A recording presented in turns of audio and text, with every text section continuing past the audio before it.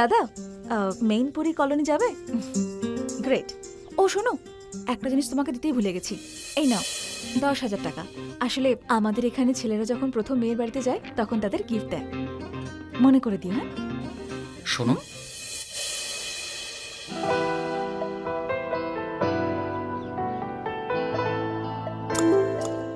আজকে তোমাকে খুব সুন্দর লাগছে।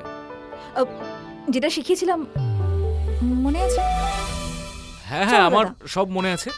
আমার নাম ঈশান আওয়াস্থি। আমার বাবা দিল্লির একজন ভীষণ বড় বিজনেসম্যান। আমাদের টেক্সটাইলের অনেক বড় ব্যবসা। কিন্তু যেহেতু আমি নিজের পায়ে দাঁড়াতে চাই, সেহেতু আমার বছরে ইনকাম 7 লাখ টাকা। Thank you so much, thank you. চেয়ারে বসুন না। Asha thank you so much. Oh my god. কি ব্যাপার, তুই আজ এত খুশি? তোর শরীর ঠিক আছে তো? সত্যি করে বল, কি ব্যাপার বল না। আমার বোকা মেয়েটা বড় হয়ে যাচ্ছে তো। কি হয়েছে বল না। আরে সকালে কথা বলার সময় ও তো কিছুই বলেনি, কিন্তু পরে ফোন করে বলল আমার জন্মদিনে ও কাউকে সাথে করে নিয়ে আসছে। হ্যাপি বার্থডে আশা মা।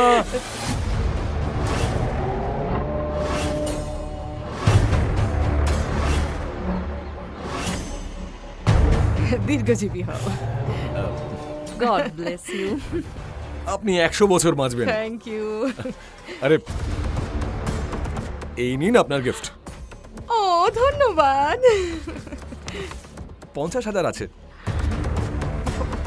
50,000? সেটা তো অনেক বেশি, আমি এটা কিভাবে নেব? আর এই নিন 1 টাকা। ও থ্যাংক ইউ।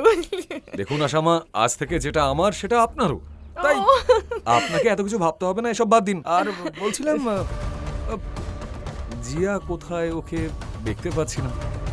আসছে আসছে, রাস্তায় আছে। হ্যাঁ, আর বলছিল কাউকে একটা নিয়ে আসবে, বোধহয় বয়ফ্রেন্ড।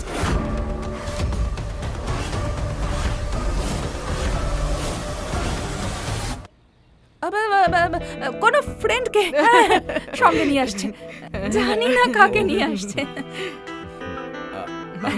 বাবা ওদিকে যাও না, তোমার জন্য ওদিকে একটা বড় লাড্ডু রাখা আছে, তাও আবার আসল সোনায় সাজানো। যাও যাও, এনজয় করো, এনজয়। হ্যাঁ আরে তুই না কি করিস? So sorry. Hi mom. আরে জিয়া, আমার প্রিয় Jiya. Happy birthday mom. Thank you. Ishan. Hello. Wow, nice muscles. মনে হয় রোজ জিম যাও। কন্ট্রোল ইয়োরসেলফ, ও তোর ছেলের বয়সী। সারাক্ষণ তুই কিন্তু ঘুমোতেই থাকিস, আমার বেলাতেই ঘুম ভাঙে। আচ্ছা বাবা, তুমি কি করো? অ্যাকচুয়ালি আন্টি, আমার বাবা দিল্লির অনেক বড় ব্যবসায়ী। কিন্তু আমি নিজের পায়ে দাঁড়াতে চাই, তাই জন্য আমি খুব ছোট একটা ইম্পোর্ট এক্সপোর্টের ব্যবসা করি, যেটাতে বছরে আমি 7 লাখ টাকা ইনকাম করি। আসলে আমার ফ্যামিলির আমি একমাত্র সন্তান। কিন্তু হ্যাঁ, আমার মম সারা দিন শুধু শপিংই করে। হ্যাঁ, মম শপিং করে, তার মানে খুব বড় পরিবারের ছেলে তুমি। কি ভালো ভালো, মম তো বেশ লাকি তোমার, দিন রাত শপিং। আর ওয়াও ওয়াও। এটা আপনার জন্য। Oh thank you so much. Happy birthday. এর কি দরকার ছিল? এই যে তুমি এসেছো, আমি তোমার গিফট পেয়ে গেছি।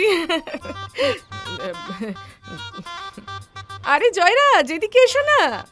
ওই যে জয়রাজকে দেখছো না, ও হচ্ছে পঞ্চায়েত প্রধানের ছোট ছেলে, খুব বড় ঘরের ছেলে।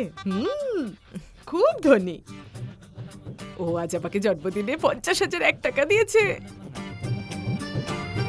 জিয়া, আরে হাঁ করো, হাঁ করো। বিয়ের জন্য মিষ্টি মুখ করালাম। বিয়ের মিষ্টি মুখ?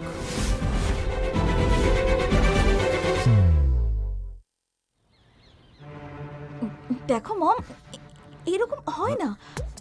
মানে দেখুন আন্টি, আমার কাছে 3টে গাড়ি আছে। একটা আমার বাবা অফিসে নিয়ে গেছেন, একটা মম পার্লারে নিয়ে গেছেন, আর একটা আমার নিজে, যেটা আমার বোন নিজের ফ্রেন্ডের পার্টিতে নিয়ে গেছে। এক মিনিট। মিথ্যে ধরে ফেলেছি আমি। এ তো নিজের ইন্ট্রোডাকশনে বলেছিল না যে পরিবারের একমাত্র সন্তান। তাহলে এবার কি এখন ওর ছোট বোন আকাশ থেকে টপকে পড়লো নাকি? হ্যাঁ, ঠিক সত্যিই তো বলেছে ও। আজ পর্যন্ত আমাদের সমাজে কোনো মেয়ে কি তার অধিকার পেয়েছে বলো তো? আশা মা, এরা এরা দুজনে মিলে মিথ্যে কথা বলছে। হ্যাঁ, আমাদের বোকা বানাচ্ছে। জিয়া, তোমরা আমাকে মিথ্যে কথা বলছো? হায় ভগবান, আগের জন্মে আমি যে কি পাপ করেছিলাম কে জানে, যেমন মিথ্যেবাদী মেয়ের জন্ম দিলাম। তুই সবার সামনে আমার সম্মান নষ্ট করছিস। প্লিজ মম, তুমিও না। মম, আজ তোমার বার্থডে। তোমার সত্যি মনে হয় যে আজকের দিনে তোমাকে আমি মিথ্যে বলবো? হ্যাঁ, বিশ্বাস করো আমার, আমি সত্যি বলছি মম, প্লিজ। তাহলে আমাকে সত্যিটা বল, এই ধনী ব্যবসায়ীর ছেলে তোকে এখন রিকশায় করে কেন নিয়ে এসেছে? হ্যাঁ, তো সত্যি কথাই তো বলেছে ও। ওর যে ছোট বোন আছে আরে ব্যাস, থামো, যথেষ্ট হয়েছে। পুরো গল্প শোনার জন্য ডাউনলোড করুন পকেট এফএম অ্যাপ এখনই। লিংক রইল নিচের ডেসক্রিপশনে।